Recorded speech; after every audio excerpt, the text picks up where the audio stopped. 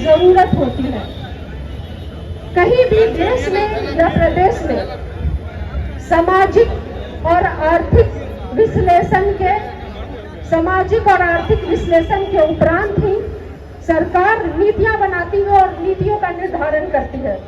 पर अफसोस इस बात का है इस केंद्र सरकार में वर्तमान डबल इंजन की बिहार सरकार में उन्हें कोई इंटरेस्ट ही नहीं है कि आज सामाजिक हालात क्या है, आज आर्थिक हालात क्या है।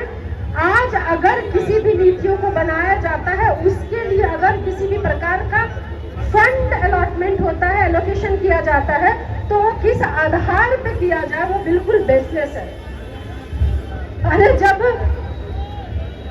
मंडल कमीशन लागू की बात हुई तब भी उन्हें 1931 के ओबीसी के डाटा पर निर्भर होना पड़ा, ये दुखद है। जब हम SC/ST के डाटा पब्लिश कर सकते हैं तो ओबीसी की डाटा में प्रॉब्लम क्या है? आखिर दिक्कत क्या है कि लोगों को जिस हिसाब से भागीदारी है, जिस हिसाब से लोग हैं उस हिसाब से उनकी भागीदारी उन्हें मिले।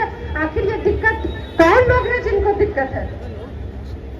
मैं दाद देती हूँ हमारे नेता प्रतिपक्ष तेजस्वी प्रसाद यादव जी का, जो उस सरकार से ये मांग कर रहे हैं कि जाति आधारित जनगणना पूरे देश में क्यों नहीं कराई जा सकती।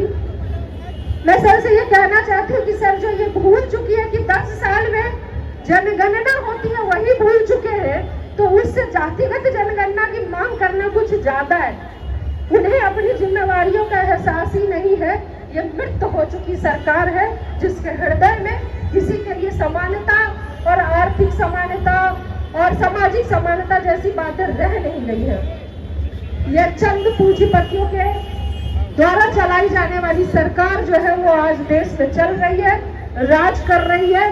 गरीब दबता है तो दब जाने दीजिए, कुचलता है तो कुचल जाने दीजिए, मरता है तो मर जाने दीजिए। उन्हें कोई फर्क नहीं पड़ता है इन बातों से।